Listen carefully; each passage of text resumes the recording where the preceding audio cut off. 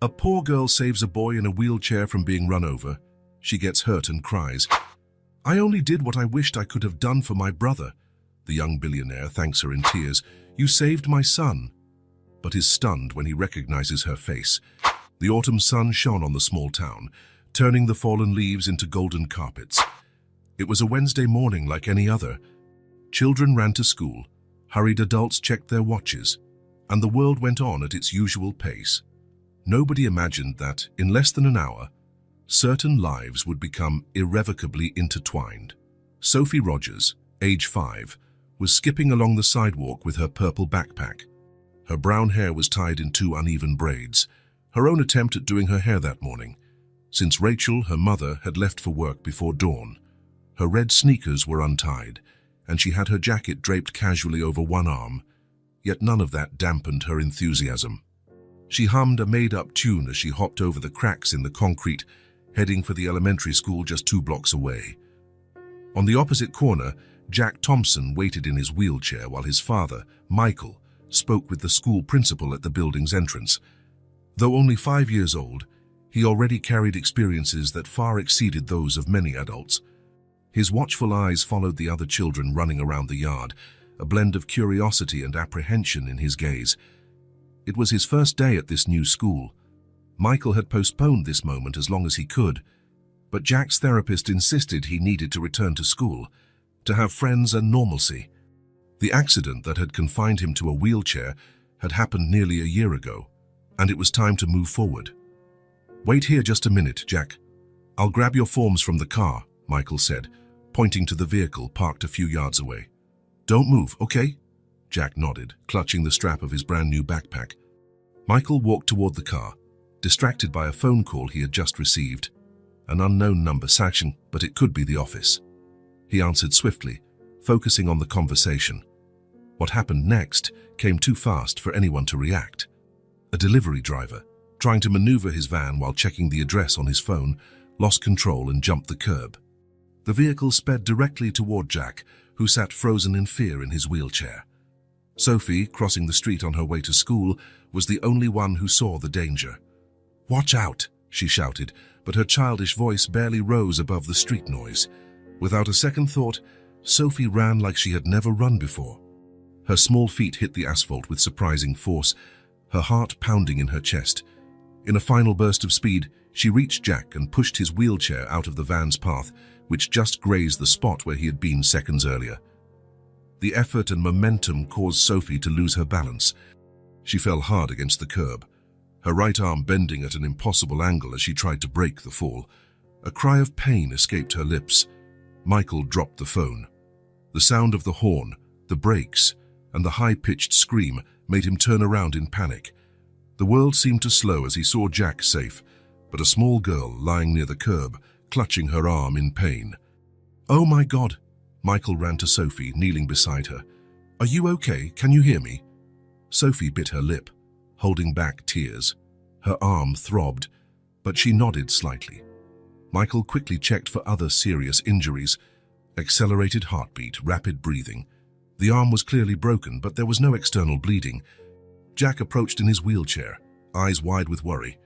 "She saved me, Dad," he said, his voice trembling. "The van was going to hit me." The van's driver also hurried over, looking pale and terrified. I swear I didn't see the wheelchair," he stammered. "The girl just appeared out of nowhere." "Call an ambulance," Michael ordered, never taking his eyes off Sophie, who was starting to turn pale with pain. "No need for an ambulance," Sophie muttered, trying to sit up. "I have to go to school." Michael almost smiled at her determination. "I'll take you to the hospital myself," he decided, gently picking her up so as not to move her injured arm. "It's faster. Jack's coming with us." In the emergency room of the town's hospital, Sophie remained stoically quiet. Sitting on a gurney, she stared at the white walls while waiting to be seen by a doctor. Jack, in his wheelchair, stayed beside her the entire time. "What's your name?" he finally asked. "Sophie," she answered, a small smile appearing despite the pain. "Yours?" "Jack, why did you save me?" The direct question, so typical of children, made Michael look up from the form he was filling out. He wondered the same thing. The little girl's courage astounded him. Not many adults would have reacted that way, let alone a 5-year-old. Sophie shrugged, a surprisingly grown-up gesture. "I saw the van was going to hurt you," she said simply. "I had to do something." When the doctor finally arrived and began examining Sophie's arm, she closed her eyes, taking a deep breath. Tears threatened to fall, but she resisted bravely. "This might hurt a little, but we need to take an X-ray," the doctor explained gently. Sophie nodded, biting down hard on her lower lip. The doctor turned to Michael. "Are you her father?" "No, she saved my son from being hit and got hurt in the process," Michael explained. "I haven't been able to reach her parents yet." During the X-ray, while Sophie was alone with the technician, Michael stepped out to call his office and explain his absence. Jack never took his eyes off the door Sophie had gone through. "Is she going to be okay, Dad?" "Yes, she will. Thanks to her, you're safe. We owe her a lot." Jack nodded thoughtfully, spinning one of his wheelchair's wheels back and forth. When the doctor confirmed the fracture and began preparing the cast, Sophie finally spoke more than a few words. The local anesthetic took away most of the pain, and maybe that was why she relaxed a bit. "My brother got hurt once too," she told Jack, who listened intently. "But it was worse." Michael, signing the authorization for the procedure, paid close attention. There was something in the girl's voice, a shadow that didn't match her 5 years. "What happened to your brother?" Jack asked. Sophie looked out the window before responding. "He went to heaven," she said quietly. "We were playing, and the ball rolled into the street. He ran after it. I yelled, but it didn't help." Heavy silence followed. Michael felt a lump in his throat. The doctor exchanged a quick glance with the nurse. Jack reached out and took Sophie's hand. "I only did what I wished I could have done for my brother," Sophie murmured, so softly that Michael almost didn't hear her. But he did hear. And those simple words echoed in his heart like a bell. There, in that phrase whispered by a 5-year-old, lay a truth so profound it left him breathless. Michael took a step back, leaning against the wall. It felt like something inside him was opening, a door that had been locked for a long time. After the procedure, with Sophie's arm freshly cast and bandaged, Michael got her address. He took her home, with Jack insisting on coming along. At the small apartment in a modest neighborhood, no one answered the door. A neighbor, hearing the knocks, came out into the hallway. "Looking for Rachel?" asked the elderly woman with gray hair. "She won't be back until evening. She works all day." Michael briefly explained what had happened. The neighbor, Mrs. Johnson, previously Sierra Martinez, was very helpful. "Of course I can look after Sophie. I watch her whenever Rachel needs help. I'll call her as soon as possible." Michael helped Sophie into the apartment, made sure she was comfortable on the couch, and left water and the medication prescribed by the doctor. Jack waved goodbye timidly, promising to come back to play when she was better. Before leaving, Michael handed his card to Mrs. Johnson. "Please ask her mother to call me. I want to help in any way I can, and thank her personally for what Sophie did." Back at his car, Michael helped Jack get in and folded up the wheelchair. He started the engine, then sat there for a moment, looking at the simple building where he had just left Sophie. Her words still reverberated in his mind. "I only did what I wished I could have done for my brother." Without knowing why, he felt that his life had just changed forever. The clock on the small kitchen wall read nearly 9 at night when Rachel finally turned the key in the lock. Her shoulders ached after 12 hours walking around selling homemade cakes out of a heavy basket. The smell of sugar and cinnamon still clung to her clothes, mixed with the sweat of a long day. All she wanted was a hot shower and to lie down with Sophie to read a bedtime story, the only moment in the day she truly felt at peace. "Sophie, I'm home," she called, dropping her worn bag on the hook by the door. "Mrs. Johnson appeared in the hallway leading to the bedrooms, pressing a finger to her lips for silence. Rachel's heart immediately sped up. Mrs. Johnson never stayed this late unless— "What happened?" Rachel asked in a low, tense voice. "Sophie had an accident today, dear," Mrs. Johnson said, holding Rachel's hands, her wrinkled face full of concern. "She's fine, but she broke her arm. She's sleeping now." Rachel didn't wait for more explanation. She rushed to the small bedroom she shared with her daughter.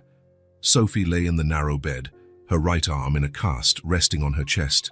Her face was peaceful, her long lashes casting shadows on her flushed cheeks. Rachel sat on the edge of the bed, lightly brushing the girl's hair. Fear washed over her in a wave, making her tremble. For a moment, it was as if the past returned. Hospital rooms, beeping machines, the smell of antiseptics. Ben. No, she couldn't think about that now. What exactly happened? She asked, returning to the living room where Mrs. Johnson was waiting. The neighbor told her what she knew. An accident near the school. Sophie saving a boy from being run over, a man, the boy's father, taking her to the hospital and then bringing her home. He left his phone number, Mrs. Johnson said, handing Rachel a piece of paper. He asked you to call. Says he wants to help with medical expenses. Rachel took the paper but didn't even look at the number on it. Something unsettling stirred in her chest. I tried to find you in the places you usually sell your cakes, but I couldn't, Mrs. Johnson went on. I gave Sophie the pain meds the doctor prescribed. She had some soup and then went to sleep. Thank you for taking care of her, Rachel said, hugging the neighbor, tears threatening to fall. I don't know what I'd do without you. After Mrs. Johnson left, Rachel took a quick shower, changed clothes, and went back to the bedroom. Sophie was awake and looking at the doorway, as if she knew her mother was coming. Mom, she called, still sounding sleepy. She tried to sit up but winced when she moved her arm. Rachel hurried over to help her. Easy, my love. You need to keep your arm still so it can heal. Seated on the bed with Sophie curled up at her side, Rachel took a deep breath, trying to remain calm. Mrs. Johnson told me you got hurt today. Can you tell me what happened? Sophie nodded, her eyes suddenly bright. There was a boy in a wheelchair, Mom. He was waiting for his dad near the school, she explained, gesturing with her good arm. Then a van came really fast and jumped the curb. It was going to hit him. I ran and pushed his chair away. Just like superheroes do in the movies. Rachel felt her stomach drop. The image was too vivid, too frightening. I fell and hurt my arm, Sophie went on, pointing to the cast with a touch of pride. But Jack's okay. He's my age. Jack, Rachel repeated, stroking her daughter's hair. Yeah, his wheelchair is super cool. His dad took me to the hospital. He was really nice to me, Mom. He bought me ice cream while we waited for the doctor. Rachel tried to process it all. Sophie was always impulsive, always ready to help, to jump in. Just like her father, Rachel thought involuntarily, and quickly pushed the idea away. Now wasn't the time for memories. What's his father like? Rachel asked, trying to sound casual. He's tall, Sophie answered, raising her good arm as if to show his height. He has dark hair, and he wears fancy clothes, like a suit. He speaks softly, but he's kind. Rachel felt a strange chill. That description could fit any businessman in town. It didn't mean anything. Did he tell you his name? Do you remember? Sophie furrowed her brow, trying hard to recall. I'm not sure. I don't think he said. Jack kept asking me to play, and I didn't pay attention. She let out a big yawn. He said he'd come back to see how I'm doing. Can we invite Jack to play here? Rachel forced a smile, despite her uneasiness. Maybe when your arm is better. He looked sad when I mentioned Ben, Sophie said, her voice slowing as sleep crept back. I told him I tried to save Jack the way I couldn't save Ben. Rachel froze. The air seemed to vanish from the room. They rarely spoke about Ben. It was a wound that had never really healed. What did he say when you told him about your brother? Rachel asked, trying to keep her voice steady. Sophie yawned again, her eyes nearly closed. He went quiet. Then he hugged me and said I was really brave.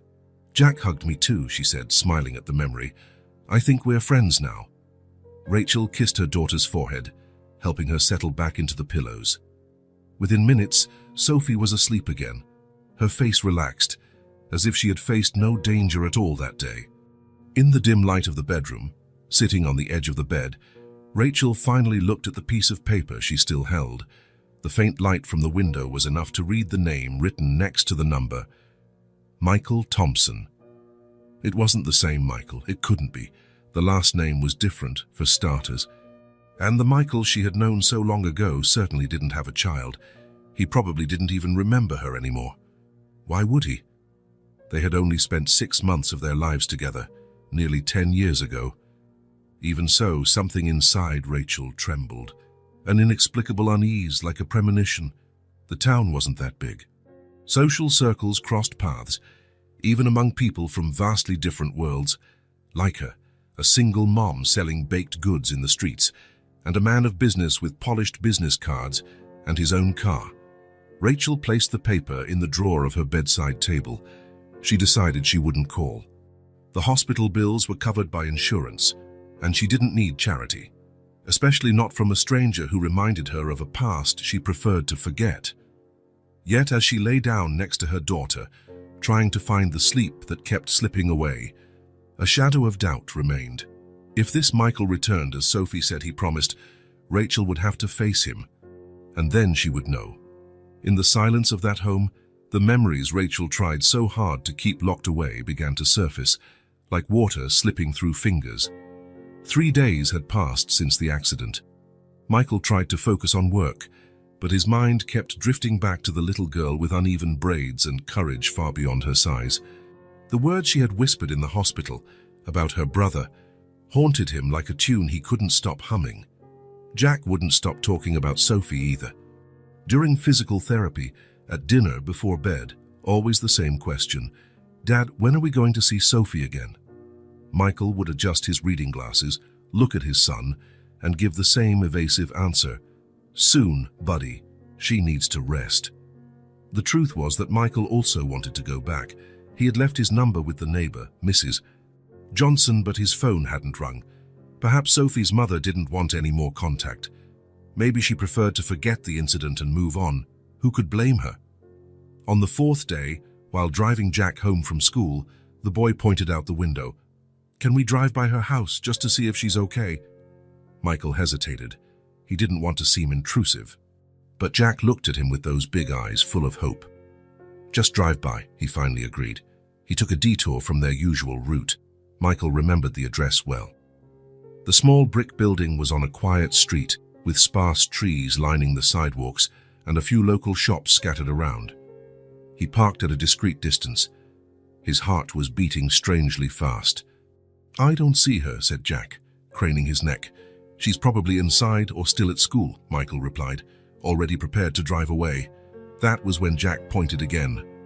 "There, that's her." Michael looked in the direction he indicated.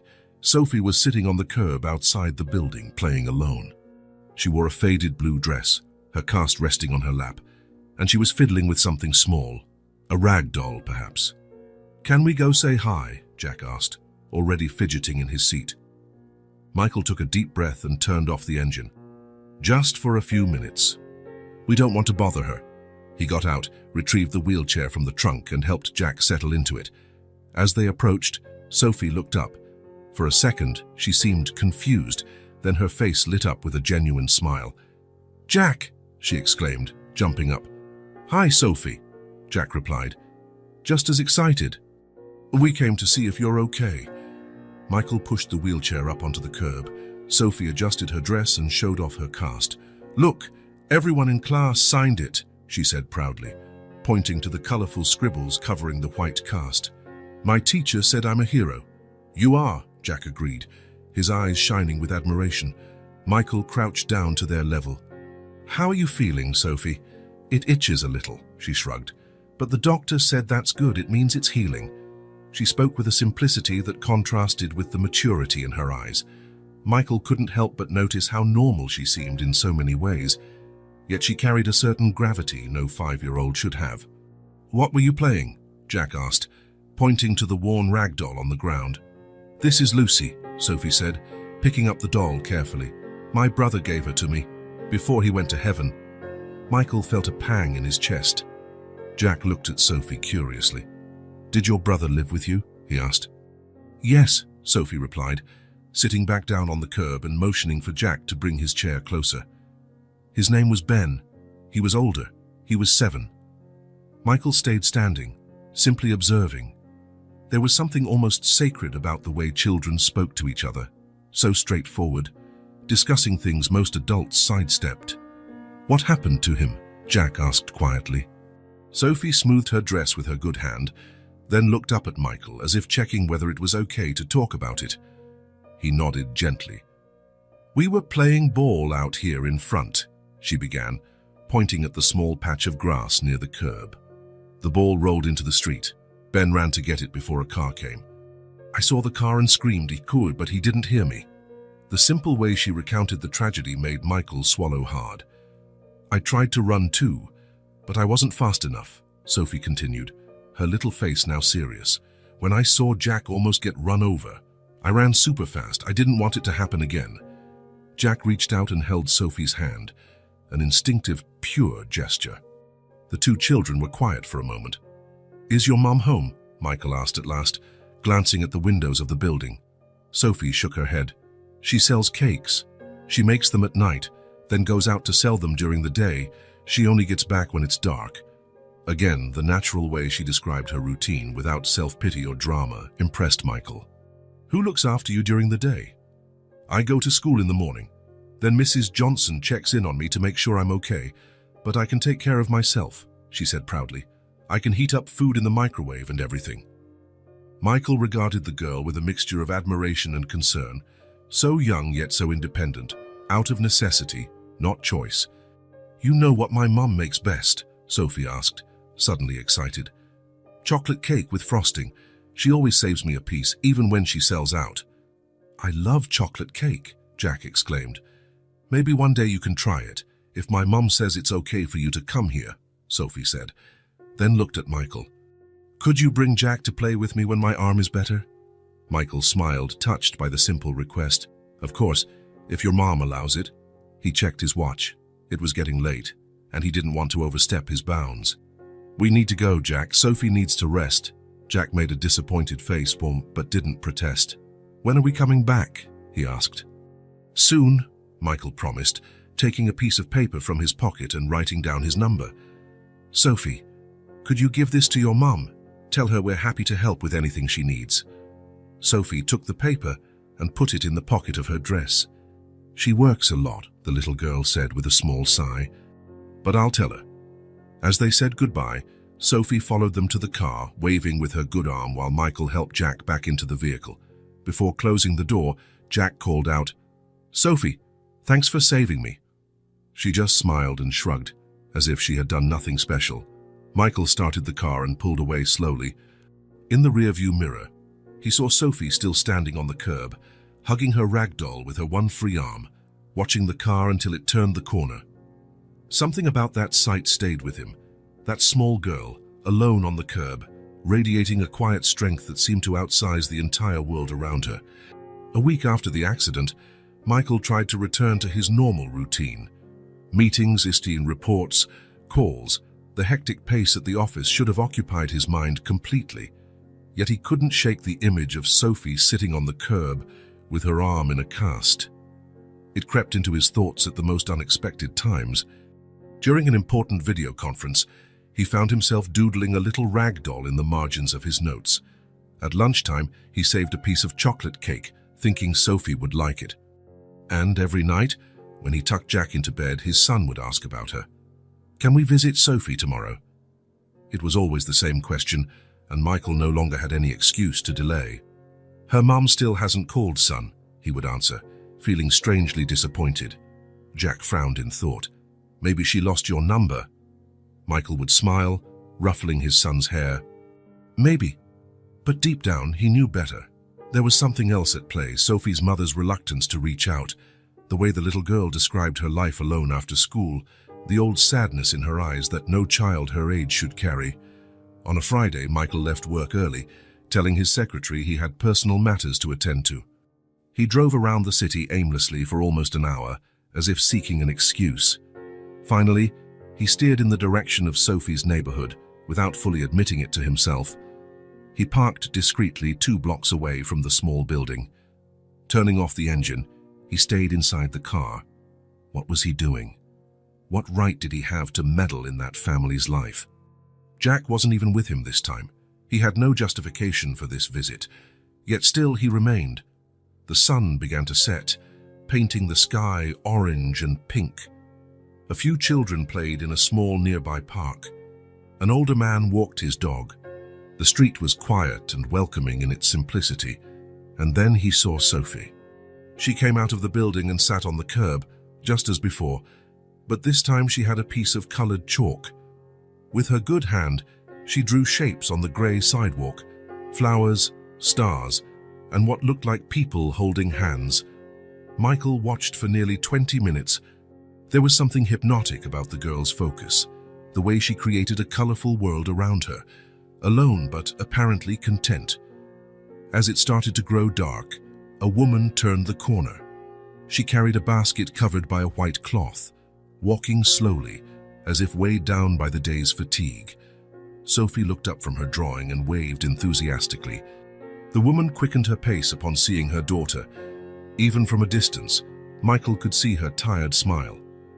There was a natural grace in her movements, a certain elegance that clashed with her simple clothes and the heavy basket she carried.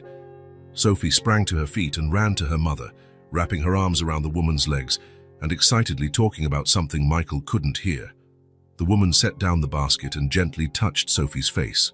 Her back was to him, but something about the tilt of her neck and the way she tucked a stray strand of hair behind her ear. A chill ran down his spine. Could it be? The woman picked up the basket again and stood. Sophie took her hand, and the two headed toward the building. Before going in, the woman turned slightly to look down the street. For a second, so brief it could have been his imagination, Michael caught a glimpse of her profile.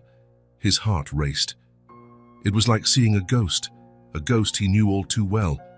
He waited another 10 minutes in the car, trying to organize his thoughts. Could it be a coincidence, a casual resemblance, or was it truly her? He had to find out. Driven by a force he couldn't explain, Michael got out of the car and walked to the building. His courage nearly deserted him when he stood at the door, but the image of Sophie saving Jack gave him strength. He owed that little girl, owed her gratitude, owed her honesty, owed far more than he could yet imagine. He took a deep breath and knocked softly. The sound echoed in his own ears, amplified by anxiety. Footsteps approached from the other side. The doorknob turned, and there she was. Time stopped. The years fell away.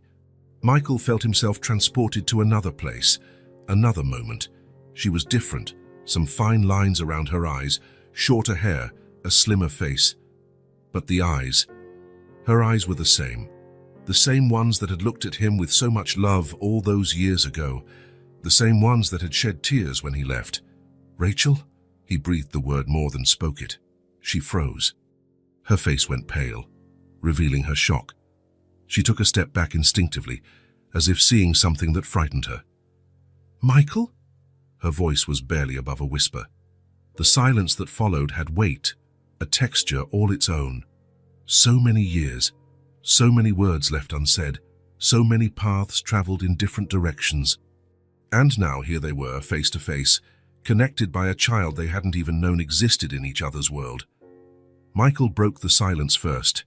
He had to say something, anything, to anchor the moment in reality. "I'm the father of the boy your daughter saved," he said, his voice trembling slightly. "I didn't know. I came to say thank you, and offer any help you might need, to make sure Sophie is okay." Rachel still looked at him as if she couldn't believe what she was seeing. Slowly, the surprise on her face gave way to a more controlled expression. She took a steadying breath, squaring her shoulders. "Thank you for everything you did for her," she finally said, her voice now firm.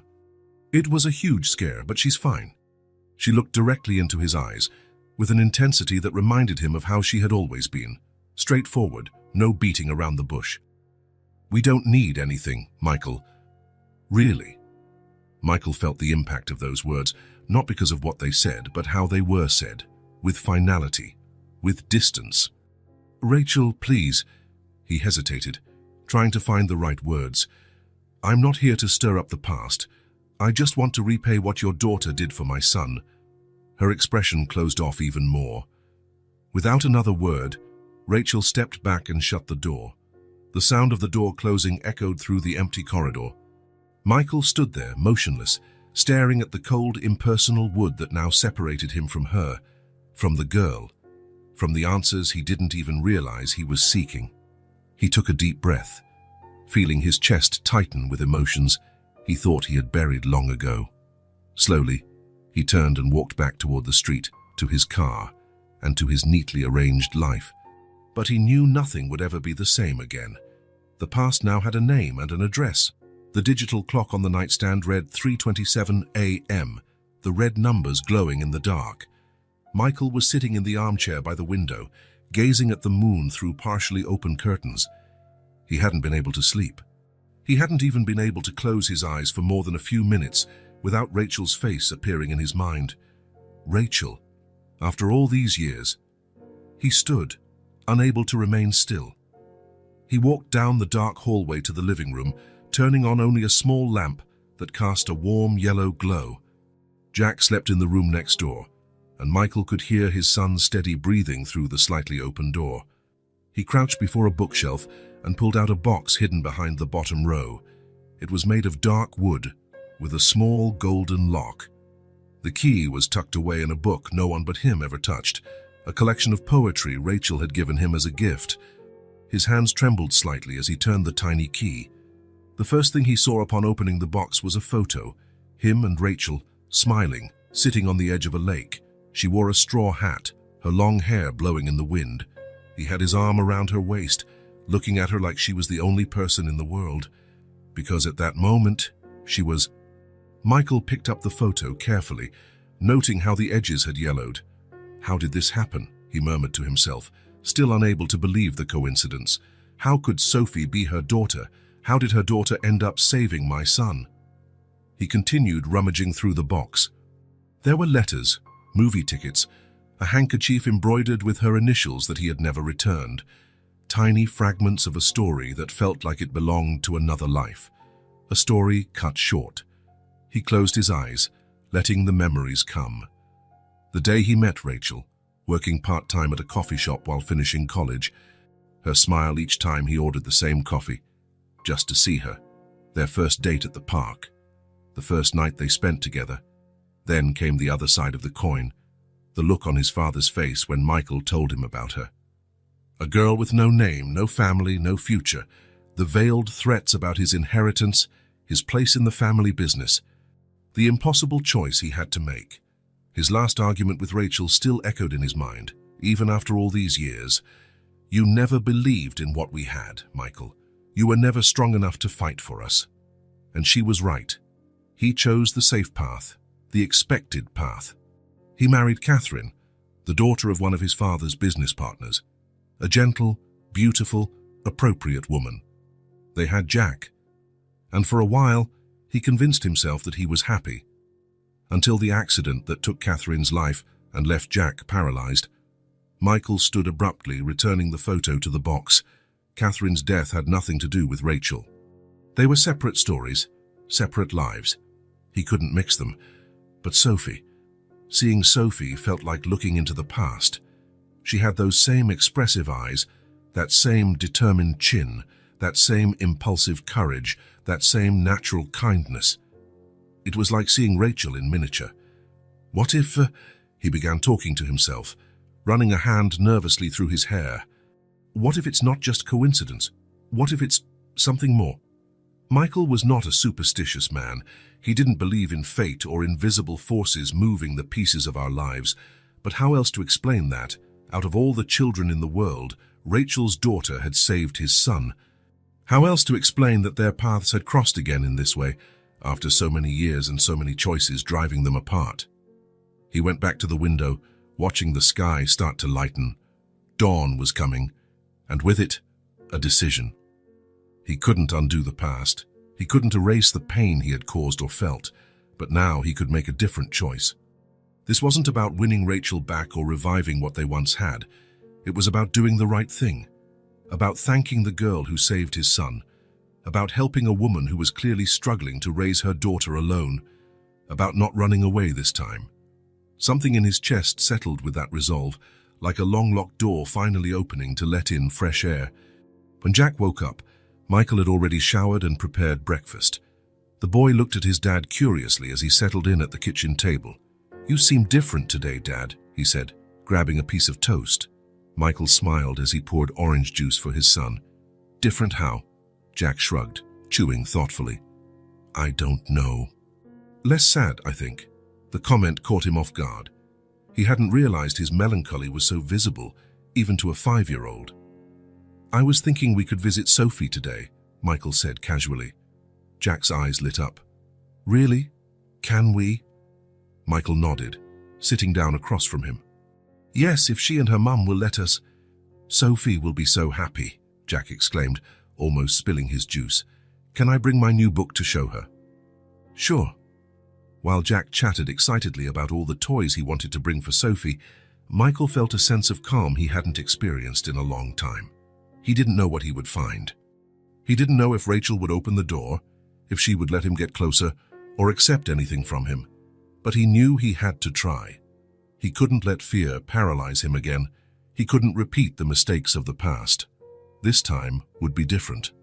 That morning, as he helped Jack get ready, Michael made a silent promise to himself. He wouldn't run away anymore.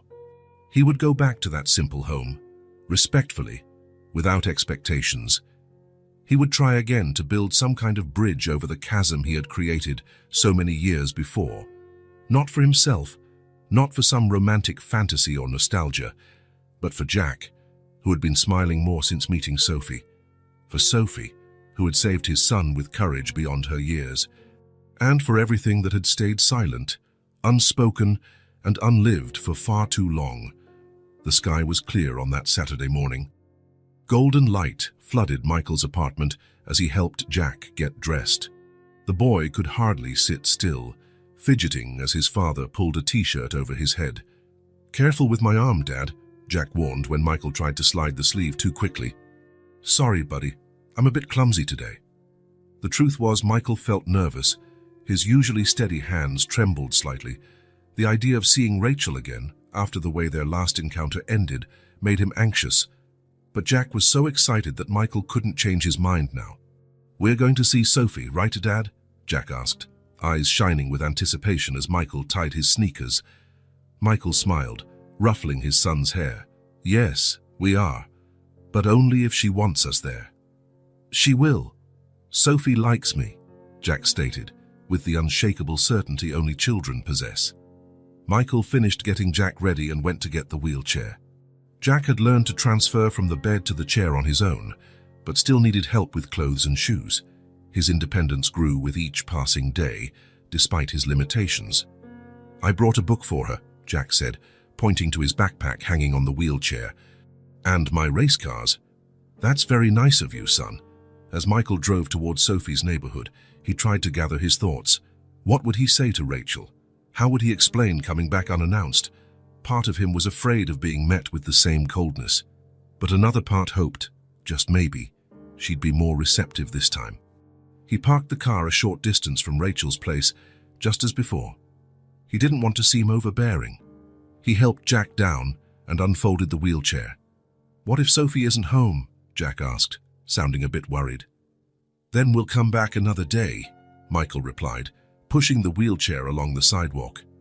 But Sophie was there, sitting in the same spot as before, on the curb in front of the small building. She wore a faded green dress with paint stains, and her cast was now even more decorated with colorful signatures. She was drawing a make-believe world on the sidewalk with bright chalk. When she looked up and saw Jack approaching, her face lit up like a tiny sun. Jack, she exclaimed, jumping to her feet. Sophie, Jack responded with the same enthusiasm. Michael stopped the wheelchair a few feet away. Sophie ran up to them, her eyes flicking between Jack and Michael, as if checking whether it was okay to get close. Hi, Sophie, Michael greeted with a warm smile. How's your arm doing? She shrugged like it was no big deal. It's better. The doctor said I'll get my cast off in 2 weeks. Jack pointed to the backpack hanging on his wheelchair. I brought some toys. Want to see? Sophie nodded eagerly. Within minutes, they were immersed in their own world. Jack spread his toy cars on the sidewalk, while Sophie drew a fancy racetrack in chalk. They laughed, made up rules, and argued playfully about who was winning. Michael sat under a nearby tree, watching them with a reserved smile. There was something magical about how easily children formed bonds and how simple their friendship was. No complications, no emotional baggage, no weight from the past. Jack showed Sophie how to make the cars go faster, and she taught him how to draw tunnels and obstacles on the chalk track. Occasionally, they broke into bursts of laughter so genuine it made Michael smile unconsciously. After a while, Sophie left Jack to arrange the cars for a new race and walked over to Michael. Her hands were covered in colorful chalk dust, which she wiped on the hem of her dress. "My mom was really mad that day," she said quietly, looking at Michael with a seriousness that seemed out of place on her small face. Michael leaned forward slightly, giving her his full attention. "After I left?" he asked gently. Sophie nodded, fidgeting with the edge of her cast. I didn't understand why. Her eyes filled up with water, but she said she wasn't crying. She said she was just tired. Sophie frowned, as though recalling the scene. But she did cry. I heard her in the bathroom. Michael felt a lump form in his throat. He pictured Rachel crying in secret, trying to hide her pain from her child, and it made his chest tighten. "Sometimes grown-ups get scared, Sophie," he said carefully. "We don't want to show it, but we feel afraid too." Sophie looked at him with those eyes that seemed far older than 5 years. "Did you know my mom before?" she asked pointedly. The question caught him off guard. He considered lying, saying no, that he'd only met her when he brought Sophie home from the hospital. But something in the girl's earnest gaze stopped him. "Yes," he answered simply, "a long time ago." Sophie nodded, as if that confirmed something she had already suspected. "I thought so," she said. "You both acted weird." Michael almost smiled at her keen observation. Before he could respond, Sophie was already running back to Jack, who was calling her to see a super jump he managed with one of the cars. Michael watched them play. Jack seemed like a different child, happier, more talkative, more alive. And Sophie, even with a broken arm, moved with a contagious energy as they made up storylines for each race. The sun climbed higher in the sky, and Michael realized they'd have to leave soon. Jack's physical therapy was scheduled for the afternoon, and he didn't want to overstay his welcome, uninvited. But something inside him resisted leaving. Here, on a simple sidewalk, with children playing and the adult world momentarily forgotten, he felt a peace he hadn't felt in a long time. As if sensing his gaze, Sophie looked up and smiled at him, an open, unreserved smile, the same kind of smile Rachel once had, back when he hadn't hurt her, back when he hadn't chosen the safe path over the right one. Michael smiled back, feeling a certainty bloom inside him. He was in the right place now, finally. And even if Rachel kept her distance and the past couldn't be undone, something new was growing here. In the children's friendship, in these mornings of play, in their exchanged smiles, a fragile start, but a real one. The sun was beginning to set when Rachel finally turned onto her street. Her shoulders ached, and the empty basket she carried felt heavier than it had in the morning, when it was full of cakes. She had sold everything, which meant it had been a good day, but her body protested after hours of walking, offering her baked goods door to door and at local businesses. Her calloused hands, marked by constant work, mechanically straightened the hair pinned in a simple bun. She thought of Sophie, of the hot bath she would take, and of watching that cartoon her daughter loved, her one moment of true rest. That's when she saw them. Rachel stopped in the middle of the sidewalk as if she'd run into an invisible wall. A few yards away, Sophie was happily playing with a boy in a wheelchair in front of their building. Their laughter echoed across the quiet street. Sitting under a tree nearby, watching them with a gentle smile, was Michael. The scene hit her like a wave. For a brief and painful moment, Rachel didn't see Jack in the wheelchair. She saw Ben. Ben, her older child who used to love playing with Sophie in this same spot. Ben, whose laughter no longer filled her home after the accident. Ben, whose small body rested beneath a simple headstone in the cemetery on the far side of town. Rachel's breath caught. A cold surge of longing flooded her, making her eyes sting with unshed tears. Sophie was laughing just like she had laughed with Ben, that pure, untroubled laugh Rachel feared she'd never hear again. She took a deep breath, trying to pull herself together. She couldn't let Sophie see her upset. The girl was finally regaining a bit of the joy she'd lost after Ben's tragedy. Now she was playing with another child, forging a new bond, taking steps forward. Rachel refused to be the weight that dragged her back into grief. Part of her wanted to smile at seeing her daughter so happy. Another part wanted to run over, grab Sophie's hand and pull her inside, away from Michael, away from the memories, away from the past that just wouldn't stay gone. But she did what she always did. She kept going. She walked forward slowly, the basket swaying on her arm. Sophie spotted her first. Her face lit up even more, if that was possible. "Mom!" she yelled, running toward her in her usual hurried way, carefully hugging her cast against her chest. "Jack came to see me today. We played so much," Rachel smiled, bending down to hug her daughter. She stroked Sophie's messy hair, breathing in the scent of sunshine and childhood. "I see that, honey. Looks like you had a lot of fun." The boy, Jack, waved timidly from his wheelchair. He had a gentle look in his eyes and a hesitant smile. Rachel felt her heart tighten again. Children shouldn't suffer, she thought. Not Jack, confined to that wheelchair. Not Sophie, bearing the loss of her brother. Not Ben, who left too soon. Michael rose slowly, as if afraid of startling her. Their eyes met, and for a moment, time stood still between them. There was no hostility in his gaze, only a sort of respectful caution. "Hi, Rachel," he said in a low voice, almost as if asking permission. "Michael," she replied, keeping her own tone neutral despite the storm inside her. Sophie dashed back to Jack, showing him something drawn on the sidewalk. Chalk doodles. The two resumed their animated conversation, as though the adults weren't even there. Michael took a step toward Rachel, still giving her plenty of personal space. "I only brought Jack because he missed her," he explained, hands in his pockets. A gesture she remembered from years ago when he was nervous. "If this is a bad time, I understand." Rachel watched them for another moment. Sophie, so open, so free with a boy she barely knew. Jack, and whose physical limitations didn't diminish his enthusiasm one bit. And Michael, who had returned even after she'd slammed the door in his face. Something inside her gave way, like thin ice cracking under gentle pressure. "If Sophie's okay with it, then it's fine," she finally answered, her words coming out softer than she had intended. Michael nodded, relief evident on his face, though he tried to hide it. "Jack has therapy soon, so we should get going," he said. "But maybe we could come back another day if that's all right with you both." Rachel didn't respond directly.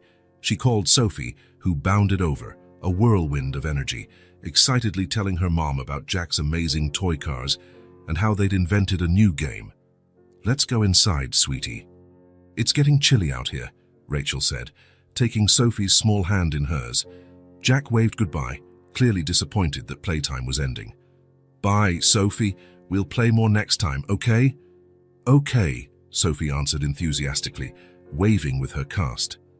Rachel guided her daughter through the small iron gate and into the modest building. But before shutting it, she glanced back. Michael was helping Jack get back into his wheelchair, his gestures kind and patient. He looked up, and their gazes met. The cold anger from their first meeting was gone, as was the stunned shock of recognition. All that remained was a silent tension, a space between old memories and wounds not yet fully healed. Rachel held his gaze a second longer than she meant to, then quietly closed the gate and led Sophie inside, carrying her empty basket and the weight of a past that refused to stay behind. Rachel woke before the alarm. The first rays of sunlight barely slipped through the thin curtains, but her body was already on alert, as though it had never really rested. Lying in the narrow bed, she turned to look at Sophie, still sleeping soundly beside her, her cast resting over her gently rising and falling chest. The memories of the previous day lingered. Sophie and Jack playing, laughing, Michael watching. The image merged with older memories, Sophie and Ben running across the same sidewalk, inventing games, sharing secrets. Then the deafening silence after Ben was gone, when Sophie had stopped smiling for days. Rachel closed her eyes, trying to push away the ache growing in her chest. She worried about her daughter getting attached to Jack, to Michael, people who might one day vanish like Michael once did, like Ben who was gone forever. More losses that Sophie didn't deserve. "Mom? Are you awake?" Sophie's sleepy voice pulled her back to the present. Rachel turned to see her daughter's eyes open and curious. As always. "Yes, honey," she answered, smiling and brushing a lock of hair from Sophie's face. "Is Jack coming over again today?" Sophie asked, sitting up with that boundless energy only children have first thing in the morning. Rachel hesitated. She wanted to say no.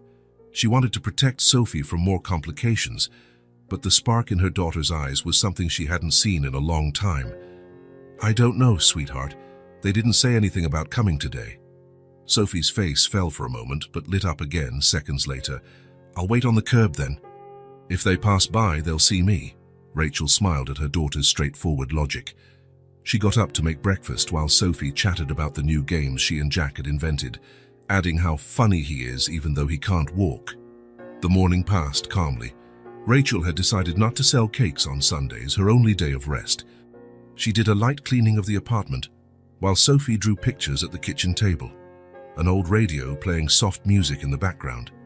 It was shortly after lunch that they heard the knock at the door. Sophie dashed to answer before Rachel could stop her. "Jack," came Sophie's thrilled voice from the hallway. Rachel dried her hands on a dish towel and moved to the door. Michael stood there, pushing Jack's wheelchair, looking unsure but hopeful. Jack had a colorful book on his lap, his eyes bright with anticipation. "Sorry for dropping by unannounced," Michael said, noticing Rachel's surprised expression. "Jack insisted on bringing this book for Sophie. We can come back another time if—" "No," Sophie interrupted. "We can read it now." "Can we, Mom, please?" Rachel looked from her daughter to Michael and then at Jack's hopeful smile. She sighed softly. "All right. You can read it out front."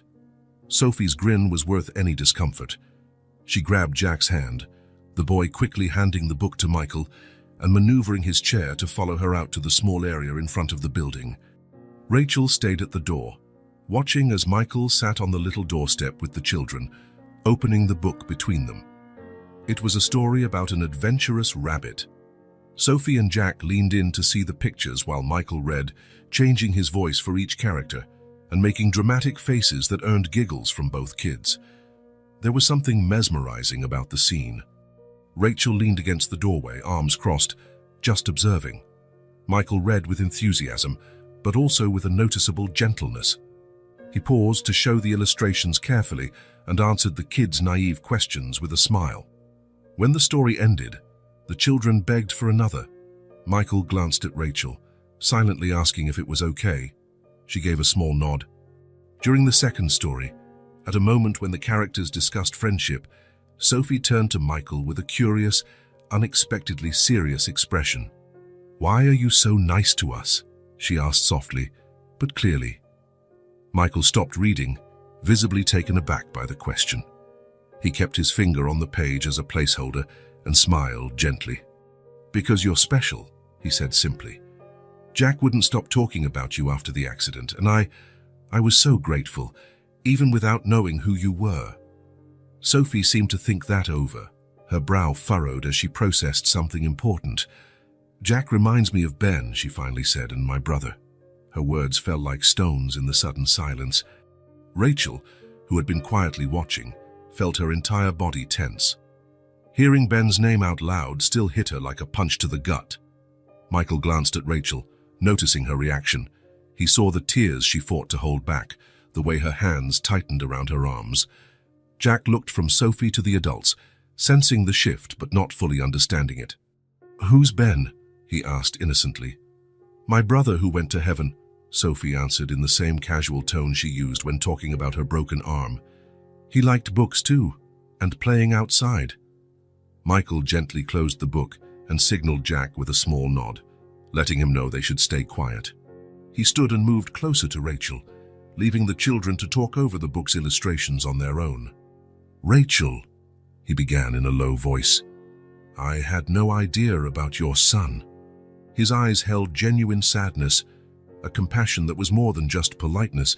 Rachel took a deep breath, trying to keep her emotions in check. "There's a lot you don't know, Michael," she replied, her voice steady despite the tremor she felt inside. "But this isn't the time to talk about it yet." He nodded, respecting her boundaries. He didn't push, didn't insist. He just sat back down on the step, this time a bit closer to the door, near Rachel. To her surprise, Michael didn't resume the book. He simply stayed there, watching the children, who had discovered a tiny beetle crawling on the sidewalk and were now marveling at it. Rachel also remained where she was. The silence between them was no longer charged with hostility or resentment. It was a shared silence, almost comfortable, as though both recognized that there was too much pain to put into words at that moment. The afternoon sun enveloped the scene, the children captivated by their little discovery, Michael and Rachel sitting side by side in the doorway, only a few inches between them and a whole history of diverging paths. Yet for the first time, something else hung in the air besides tension, maybe an understanding, maybe the first step toward accepting that while the past couldn't be changed, it didn't have to dictate the present. A week went by after Michael read stories to the children. Life carried on, Rachel selling her homemade pastries, Sophie attending school, Michael working at his office, Jack going to therapy. But something had shifted, almost imperceptibly from day to day, yet profound when viewed in hindsight. Like a door, long locked, now left ajar. On a Wednesday afternoon, Michael showed up alone. Rachel was sitting on the doorstep, resting after a particularly grueling day. Sophie was at a classmate's house for a school project. Seeing him approach, Rachel showed no surprise. It was as if, somehow, she had expected him. Michael stopped a few steps away, his hands in his pockets, a gesture she still recognized. "Hi," he said simply. "Jack's not with you today?" Rachel asked, noting the boy's absence. "No, he's with the babysitter. He has a medical exam early tomorrow and needs to get some rest." Rachel nodded. She shifted slightly to the side, a silent invitation Michael understood. He moved closer and sat beside her on the step, leaving a respectful space between them. They were quiet for a few minutes, not a tense silence, but not entirely comfortable either. It was the kind of silence that feels like waiting, like preparing. The sounds of the street filled the void. Children playing ball at the other end of the block, a dog barking in the distance, the hum of a car engine passing slowly by. Rachel studied her own hands, rough from work, from the life she led. Michael looked straight ahead, as if arranging his thoughts. Rachel broke the silence first. "Do you know what hurt me the most, Michael?" she asked, her voice controlled yet thick with emotion she couldn't fully hide. "It wasn't the ending. It was that you didn't believe me." She turned slightly, enough to face him, her eyes bright with unshed tears but her voice firm. "I never got close to you for money. I didn't even know who you were at first. Your family poisoned you against me, and you believed them. You left me like what we had meant nothing." Michael lowered his eyes, guilt evident on his face. But Rachel needed to keep going, needed to speak words she had held back for so long. "I felt like you never truly loved me, because if you did, you would have trusted me. But no, you just walked away." She took a shaky breath, fighting the tears threatening to fall. She didn't want to cry, not now, not over this. Michael tried to speak, but she lifted a hand, signaling him to let her finish. "After you left, I moved on with my life. I had 2 kids. Their father abandoned us. We had nothing." Her voice wavered slightly, but she steadied herself. "I worked day and night. I sold cakes on the street with a baby in my arms. I slept in rented rooms, afraid and ashamed. But even then, I kept going." Her last words came out almost as a sigh, years of silent struggle summarized in one small phrase. "I kept going." Michael stayed quiet for a moment, absorbing it all. When he finally spoke, his voice was thick with emotion. "Rachel, I've changed. I'm not the same man who left, and I don't want to disappear from your life or Sophie's. Jack really likes her. And he likes you too. I'm here now, and I want to stay if you'll let me." He paused, searching for the right words. "Rachel, I messed up, and I need to tell you what happened to me too." She didn't respond, but she didn't move away either. She just waited, looking at him with those eyes that saw beyond words. "I married someone my family thought was perfect for me. She was a good woman, but she wasn't you." He spoke honestly, without breaking eye contact. "We had a son, and one day she died. An accident. Jack was in the car. He survived, but lost the use of his legs. A heavy silence followed, thick like air before a storm. It was as if the world around them had gone quiet to hear these long-buried confessions.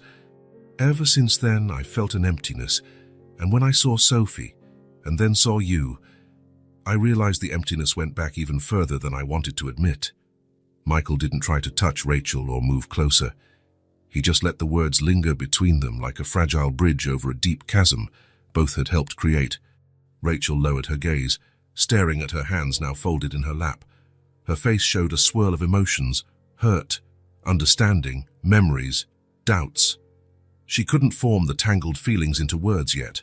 Michael respected her silence, not pressing or demanding an answer. He knew he had said a lot, maybe too much for a single moment. Some wounds needed time to heal even after being exposed. A soft breeze passed over them, carrying the scent of damp earth and leaves. It was starting to look like rain. Rachel looked up at the overcast sky, then back toward the horizon. She didn't reply immediately, but she didn't stand up, didn't tell him to leave.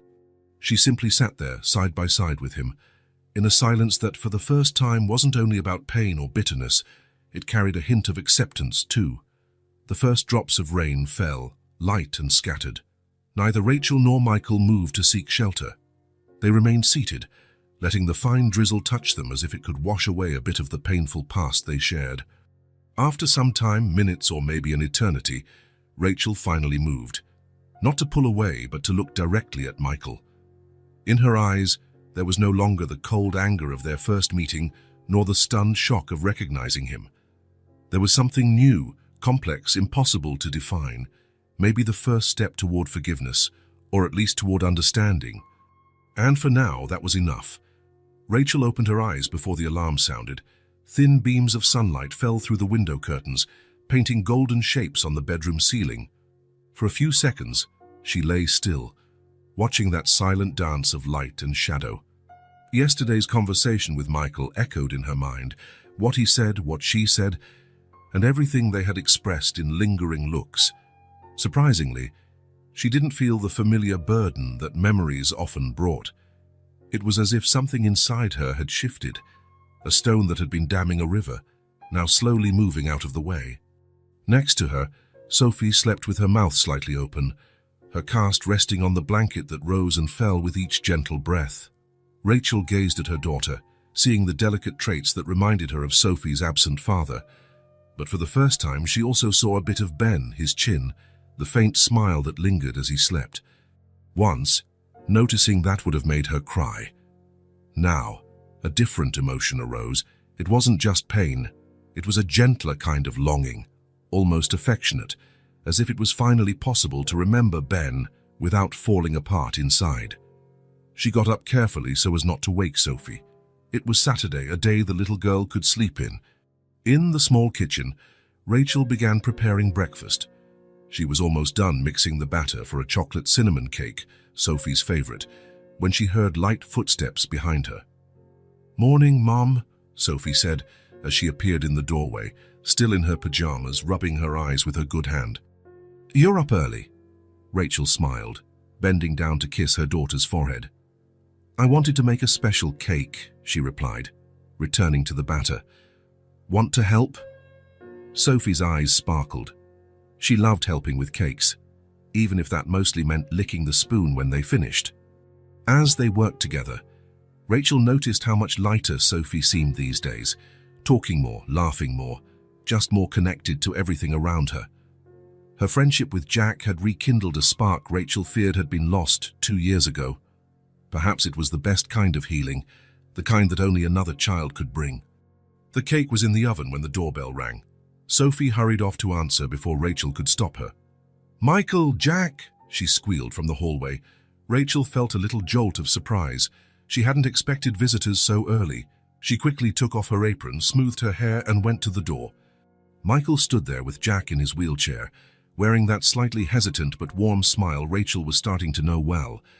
"Sorry for dropping by so early," he said. "Jack really wanted to bring a new game to show Sophie. We can leave if—" "No, it's fine," Rachel interrupted, surprising even herself. "Come on in." She opened the door wider so Jack's chair could pass. The sweet aroma of baking cake filled the hallway. and Jack took a deep breath. Wow, something smells great. Chocolate cake with cinnamon, Sophie announced proudly. I helped make it. That's my favorite, Jack exclaimed, giving his dad a pleading look. Michael laughed, an easy, natural laugh Rachel realized she hadn't heard in a very long time. I guess we'll have to stay and taste it, right? Rachel nodded, stepping back. Make yourselves comfortable. It'll be about 20 minutes before it's ready. She paused, then added, Have you two eaten breakfast? I can make some more if you'd like. Oh, you don't have to go to any trouble, Michael began, but Jack cut in. I'm still hungry, Dad. Sophie was already leading Jack into the small but airy living room, where she had spread out her drawings on the floor the night before. Come see what I drew yesterday. I made a picture of us playing in the park, and one of Michael too. Rachel and Michael found themselves alone in the hallway for a moment. The silence between them wasn't tense anymore. There was a different sort of energy in the air, something neither was ready to name yet. Coffee? Rachel asked, breaking the moment. Yes, please. Thank you. In the small kitchen, while Rachel prepared more coffee and put bread and jam on the table, Michael looked around. The apartment was modest, with simple furniture and older appliances, but every detail revealed care. Homemade curtains stitched with simple embroidery, jars neatly arranged in descending order, a small collection of colorful magnets on the fridge, likely chosen by Sophie. Your home is so cozy, he said, without the condescending tone some might use to compliment a humble place. Rachel gave him a sidelong glance. It's small, but it's enough for the two of us, she replied, setting cups on the table. Sometimes smaller spaces feel more like home, Michael said, sitting where she indicated. My apartment is large, but it always felt empty. He spoke without self-pity, and it touched something in Rachel. It was the first time he'd talked about himself so frankly, without seeming to apologize or justify. From the other room, they could hear the kids' voices in happy bursts. The clatter of something metallic suggested they were building something together. They get along well, Rachel observed, sitting down with her own cup of coffee. Jack never had many friends, Michael replied, a hint of sadness in his tone. He shut himself off after the accident until Sophie came along. Rachel knew exactly how he felt. Sophie had also closed up after Ben's death. It still felt unfair. Children so young, carrying grown-up pain. The timer beeped, signaling the cake was done. Rachel got up to take it out of the oven while Michael automatically started clearing the empty cups. I'll wash these, he offered. Rachel hesitated, not used to receiving help. The sink is over there, she finally said, turning back to flip the cake onto a cooling rack. They worked in companionable silence for a few minutes. Michael washed the dishes efficiently, the same diligence he likely applied at work. Rachel whisked up a chocolate glaze, moving with practiced ease in the tiny kitchen. That smells incredible, he remarked, watching her drizzle frosting over the cake.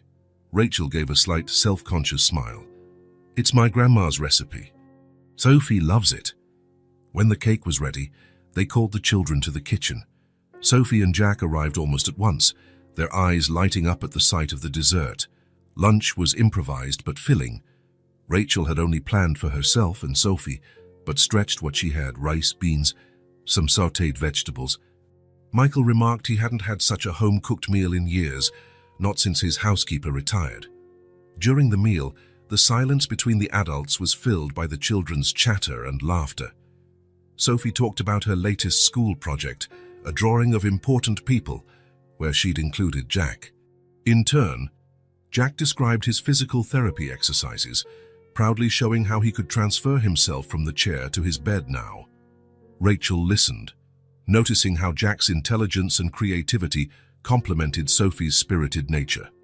Meanwhile, Sophie was naturally protective, moving items closer so Jack could reach them, even giving his wheelchair a firm push when needed, an easy partnership that blossomed without self-consciousness.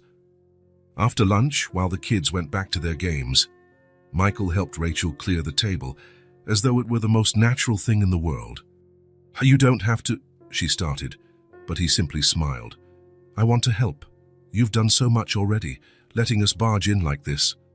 In the small living room, with the children engrossed in a board game on the rug, Michael approached Rachel, who was organizing some old magazines on a makeshift shelf.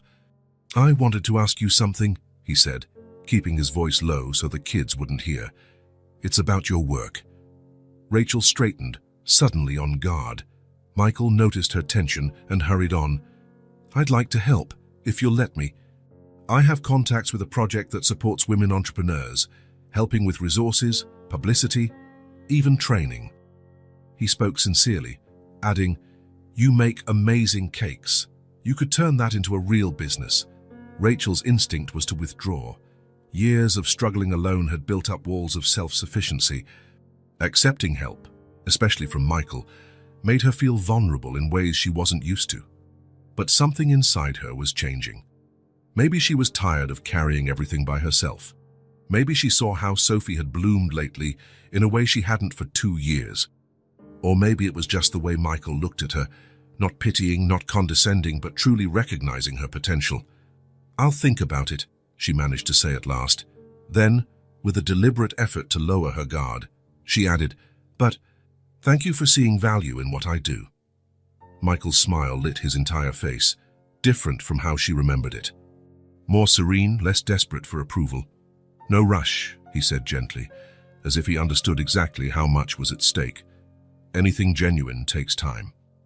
In the weeks that followed, the changes were gradual, almost invisible day by day, but significant when looking back.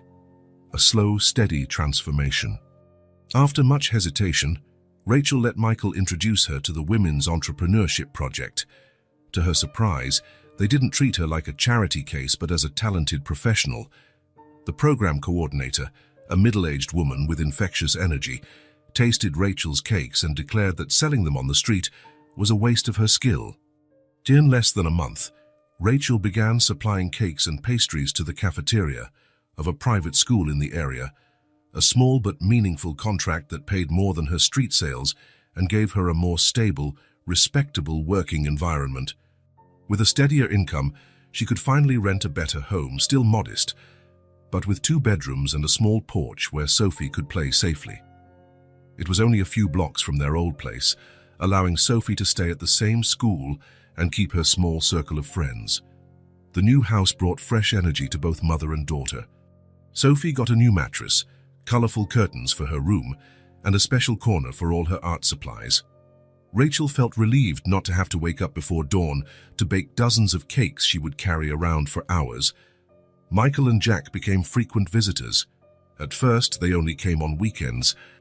Then they started dropping by during the week too, sometimes just for a quick snack after Jack's school, sometimes for impromptu dinners, followed by board games or made-up stories from the children. Sophie and Jack grew inseparable. She was energetic and protective, pushing his wheelchair in the little park nearby and inventing games he could fully participate in, fiercely defending him whenever other kids asked rude questions about his disability. He was patient and creative, teaching her card games, helping her with math homework, spinning fantasy tales of their imaginary adventures. Rachel watched their friendship blossom with a mix of joy and apprehension. She worried Sophie might get too attached, that she'd suffer if Michael and Jack ever disappeared. But then she saw the sparkle in Sophie's eyes and heard her genuine laughter, and Rachel couldn't bring herself to interfere, as for her and Michael something undefinable was shifting. It wasn't a rekindled romance. They both had too many scars for that. But it was a deeper connection built on mutual recognition of past mistakes and an understanding of the pain each carried. One particularly pleasant afternoon, while the kids played in the small backyard, Michael helped Sophie assemble a new beanbag chair he'd brought for her room. Rachel watched from the kitchen window, smiling discreetly at how patiently he explained each step, and at Sophie's serious focus as she followed instructions. Later, after a snack of sandwiches and cake, they all gathered in the living room to listen to a story Sophie had made up. It was an elaborate tale of a distant kingdom where children with magical powers helped adults find lost things. Jack provided voices for each character, drawing laughter from everyone. Michael, sitting on the floor with his back against the couch, had a light in his eyes Rachel hadn't seen in years. She herself felt the weight of so many difficult days ease as she allowed herself to be pulled into the children's imaginative world. When the story ended, Sophie looked at all four of them seated in a circle in the small living room and asked, in that wonderfully direct way 5-year-olds do, "Are we like a family now?" A hush fell over the group. It wasn't awkward or uncomfortable, just heavy with all the unspoken possibilities.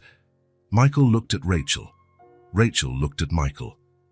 Something passed between them, a silent communication, a mutual understanding that went beyond words.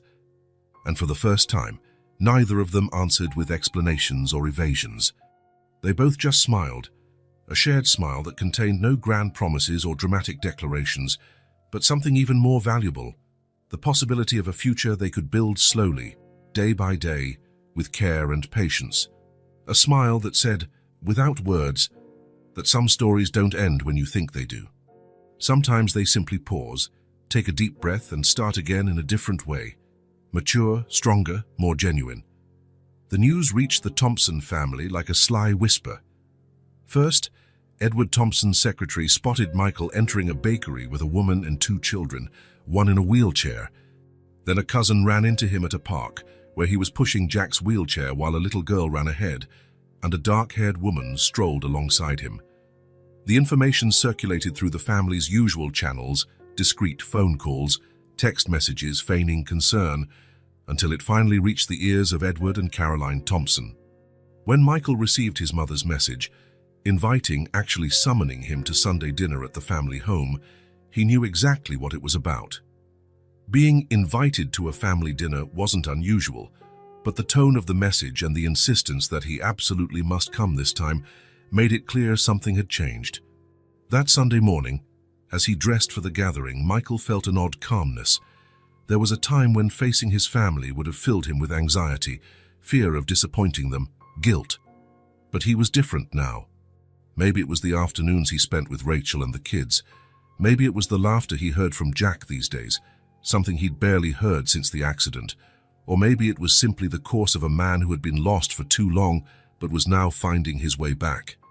"Will you be gone long, Dad?" Jack asked, watching Michael adjust his tie in the bedroom mirror. "Just a few hours, buddy," Michael answered, turning to his son with a smile. "Mrs. Johnson will stay with you, and I'll be back in time to read your story before bed. We're not going to see Sophie today?" The disappointment in Jack's voice was palpable. Michael knelt by the bed so he could meet Jack's eyes. "Not today. But I promise we'll go tomorrow, okay?" Jack's face lit up at that promise. Michael felt a surge of protectiveness and a new sense of resolve that had been growing in him. His son was happier in these past weeks than he'd been in all the time since his mother's death. Sophie and Rachel had brought light back into their lives, a light Michael hadn't realized was missing until it returned. He wouldn't let that light go out. Not again. The Thompson mansion was in an upscale neighborhood, behind high walls and automatic gates. Michael parked in the circular drive, eyeing the grand facade of the house where he'd grown up. Somehow it looked smaller now, less intimidating than in his memories. The housekeeper opened the door, greeting him with the usual formality. From the foyer, he could hear voices coming from the dining room, more voices than he'd expected. Clearly, this wasn't going to be just dinner with the parents. Entering the room confirmed his suspicion. Besides Edward and Caroline, his older brother Robert was there with his impeccably dressed and reserved wife, his sister Eliza, always their father's favorite, and even Uncle Philip, Caroline's brother and one of the family business's oldest partners. "Michael, at last," Caroline said, standing up to give him dutiful kisses on both cheeks. "We were starting to think you wouldn't come."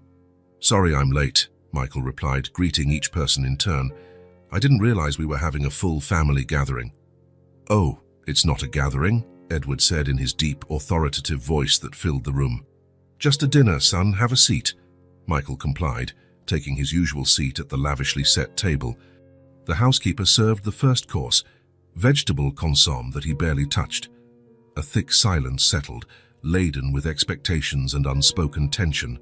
Robert was the one who finally addressed the elephant in the room. "So, Michael, I heard you've been spending time in a rather interesting neighborhood lately."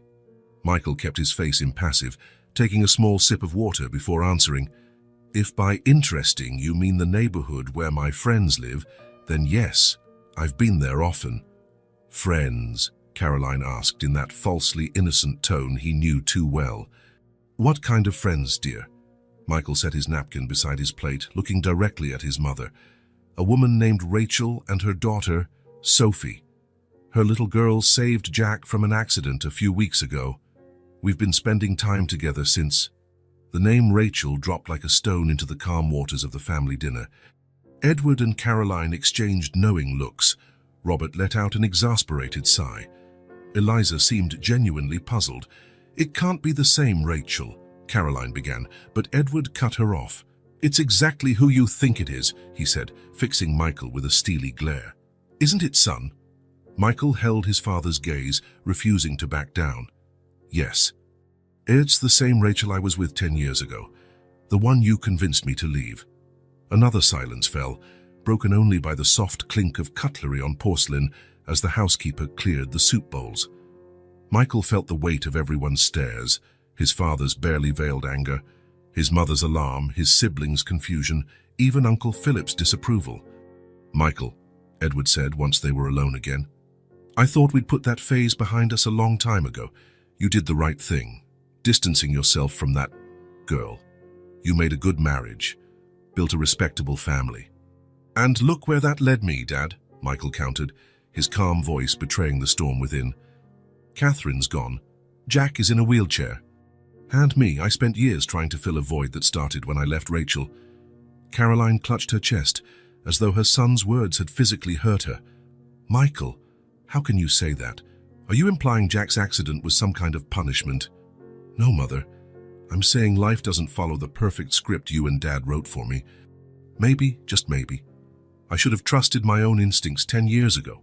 Robert interjected with that condescending tone Michael remembered from childhood. Let's be realistic. This woman, this Rachel, she's going to use you again. She's probably struggling financially, saw an opportunity when her daughter met Jack, and now she's just playing the situation. Robert is right, Uncle Philip added, speaking for the first time. People like her always have an angle, Michael. Always looking for an advantage. Michael looked around the table, at his family, the people who should support him, understand him, love him no matter what. Yet all he saw were strangers, confined by their narrow worldview, unable to see beyond their privileged circle. You don't know her, he finally said, his voice low but steady. You never did. Rachel's had every chance to ask for my help from day one. And guess what she did? She refused it. She shut the door in my face. She kept working, like she always has. Edward made a sound of disdain. And now she's finally letting you in. How convenient, don't you think? That was the final straw. That... Michael pushed back his chair and stood, palms pressed flat against the table. You were the ones who tore me away from her, and I let you. His words hung in the air, a confession long overdue. Michael looked at his father, his mother, and each person present, not with fury, but with a clarity that only comes when you see the full truth at last. I was young and insecure, and I believed you when you said she only wanted the family's money. I believed you when you implied she wouldn't make a good wife or a good mother. His voice was firm. And do you know what I've discovered? Rachel raised 2 kids on her own. When one of them died in an accident, she didn't crumble. She worked day and night, selling cakes on the street to support her daughter. Not once has she used our past to ask anything of me. Caroline stood too, extending her hand toward her son in a pleading gesture. Michael, dear, you're confused. This woman, she has a name, Mother, Rachel. And she has more integrity and strength than anyone at this table, myself included. Edward slammed his fist on the table, making the glasses rattle. That's enough, Michael. I won't tolerate this kind of behavior under my roof. You have obligations to this family, to our company. No, Dad. Michael headed for the door, stopping only to turn back one last time. I have obligations to my son, to my heart, and to the people who actually care about me, not about what I stand for or how they can mold me. The break was unmistakable. Michael saw it in his father's eyes, a line crossed that couldn't be uncrossed. He was choosing a path outside the one the Thompson family had mapped out for him since birth. If you walk out that door now, Edward threatened, his face red with fury, don't bother coming back. Michael smiled, not with contempt or anger, but with a quiet serenity he'd never felt before. "I don't think I was ever really here to begin with, Dad. Not truly." The sound of the dining room door closing behind him echoed like a period at the end of a sentence far too long. In the foyer, the housekeeper stared at him in surprise as he left so soon. Michael simply gave her a courteous nod and kept walking. The cool night air greeted him as he stepped out of the mansion. He inhaled deeply, filling his lungs as if it were his first real breath. In a way, it was a wave of freedom washed over him. Not the freedom to do whatever he wanted, but the fundamental freedom to be who he really was. He got into his car and drove away. Without hesitation, without doubt, he steered toward Rachel's house. He hadn't planned on visiting her tonight, but now it was the only place he wanted to be, the only place that felt like home. The confrontation with his family, a moment that once would have left him shattered, now seemed more like a necessary step on a bigger journey. A journey back home, not the home he grew up in, but the one he found in Sophie's grin, in Jack's hugs, in Rachel's eyes. As he drove through the city, streetlights illuminating his path like guiding stars, Michael felt a certainty he'd never experienced. He was moving forward, and this time, he wasn't looking back. 6 months had passed since that day on the little porch, when Rachel and Michael took that first step together. An entire season had changed, taking old leaves with it and bringing fresh beginnings. Time, that silent craftsman, had worked gently, healing wounds and building bridges over gaps once thought impossible to cross. The new house was in a peaceful neighborhood, not too fancy, not too humble. A place where children played on sidewalks in the summertime and neighbors exchanged friendly hellos in the morning. The freshly painted walls in soft shades of blue and cream reflected the sunlight streaming through wide windows. Each room had been chosen with care, each piece of furniture placed not just for function but for meaning. The kitchen was the heart of the home, spacious enough for Rachel to bake her cakes and pastries, which she now supplied to 3 local cafes, as well as special orders for events. The sweet smell of cinnamon and vanilla lingered in the air, blending with the scent of fresh flowers Rachel kept in a colorful vase on the table. On this particular Sunday afternoon, Sophie and Jack were playing in the backyard. Their laughter carried through the open windows, filling the house with an energy neither Rachel nor Michael had imagined they'd feel again. Jack, though still in a wheelchair, navigated the paved path Michael had built for him with remarkable speed. Sophie ran alongside, sometimes pushing his chair in extreme races that made the adults' hearts leap, but they never interfered. At one corner of the yard, Rachel had created a small garden. Pots of various sizes displayed colorful flowers and a few herbs. It was her place of peace, where she worked on weekend mornings with Michael, quietly keeping her company, occasionally glancing up from his book to admire her. "They're so happy," Rachel remarked, watching the children through the kitchen window as she put the finishing touches on an orange cake. Michael stepped closer, standing beside her. "You look happy too," he said, noticing the glow in her eyes and the lightness in her movements. Rachel smiled, letting herself savor the simple truth of his words. "I am," she replied simply. They didn't live together, not officially. Michael and Jack still had their own apartment a few blocks away, but they spent so much time at Rachel's new house that the distinction felt almost symbolic. A necessary formality, though, respecting the careful pace they'd set. No rushing, building trust one brick at a time. The doorbell rang, cutting the moment short. Michael went to answer it, returning with a box of children's books and a basket of fresh fruit. "Special delivery," he joked. "Books for the kids' little library and fruit for tomorrow's cake." Rachel watched him set the basket on the counter.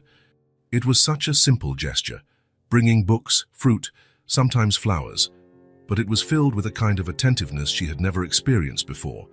They weren't expensive or grandiose gifts, just small signs that he was always thinking of them. "Thank you," she said, placing a light hand on his arm. "I think it's time to call the kids in for a snack. The sky's starting to change color." Michael nodded and headed into the backyard. Minutes later, the children barreled inside like a whirlwind of noise and excitement. Sophie, now with her arm fully healed, was clutching a sheet of paper. Jack wheeled himself inside with the confidence of someone who knew every inch of the place. "Mom, Michael." "We made a super important drawing," Sophie announced, her eyes shining. "Let's go to the front porch," Rachel suggested. "The cake's ready, and you can show us your picture while we eat." The little front porch had become their favorite gathering spot. With a round table, comfy chairs, and hanging plants, it offered a cozy view of the neighborhood's quiet street. Rachel served the cake with juice for the kids and coffee for her and Michael. The sun was starting its descent, coloring the sky with warm orange and pink hues. The golden light washed over them, creating soft shadows and brightening their smiles. Michael recounted a childhood story of when he tried building a treehouse, only to learn the hard way he had zero woodworking skills. "Falling out of the tree wasn't even the worst part," he said, laughing. "It was when my dad found me covered in mud, surrounded by broken boards." Sophie laughed so hard her eyes closed. Jack clapped his hands, demanding more details. Rachel listened with a serene smile. There was a feeling there that no one needed to label, but they all felt it. Belonging. Being exactly where they should be, with exactly whom they should be. When the story ended, Sophie remembered the drawing. She carefully lifted it from the table and held it out, beaming, "Look what Jack and I made." The drawing, made in bright markers, showed 4 people holding hands, 2 adults and 2 children. There was also a brown dog beside them, a big tree with red fruits, and a house with open windows that had little music notes floating out. "That's us," Sophie explained, pointing to each figure. "Me, Jack, Mom, and Michael. And that's Sparky, the dog we don't have yet but will someday." She turned serious. "Now everything's complete." Rachel felt her chest tighten, not with pain but with a surge of emotion she could barely contain. She looked at Michael and saw her own feelings reflected in his eyes. He reached across the table and took her hand calmly. Their fingers interlaced naturally. As if they were meant to fit, they said nothing because there was no need. Jack studied the drawing with satisfaction.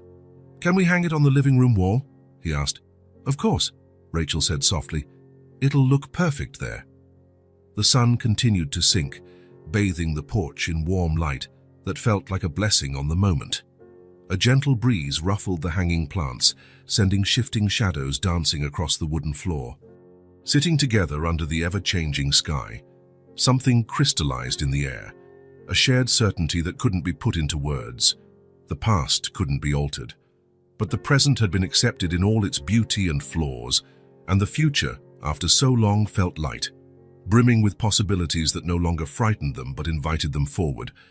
Later that evening, after the children were in bed and Michael was preparing to head back to his apartment, Rachel walked him to the door. The night was calm and filled with starlight. "Thank you for today," she said, leaning against the doorframe. Michael smiled, the kind of smile that reached his eyes, one she was learning to love all over again. "You know you don't have to thank me." For a moment, they just stood there looking at each other. There was a lot to say, yet everything had already been said in the silence they shared. "See you tomorrow," he asked, though it sounded more like a statement than a question. "See you tomorrow," Rachel agreed. As Michael walked away down the lamplit sidewalk, Rachel watched him for a few extra seconds before closing the door. Back in the living room, her gaze drifted to Sophie and Jack's drawing, now framed and hanging on the main wall. "Now everything's complete," Sophie's words echoed in her mind. In a way, it was. This family born of pain was now flourishing through kindness. Not the family they once imagined, neither Rachel's vision of life with Ben and Sophie, nor Michael's vision of life with Catherine and Jack. It was something else, something better, something real, conscious, chosen, day after day, perhaps precisely because of the scars that remained. A family that knew the value of what it had, because it knew what it meant to lose. A family that took nothing for granted, building their path day by day, one brick at a time, one smile at a time. A family reborn from the ashes, like a phoenix from the stories Michael read to the kids before bed. Stronger, wiser, more genuine. If this story touched your heart, subscribe to the channel and turn on notifications so you don't miss the next ones. Leave a like because it helps this story get recommended to more people. See you in the next story.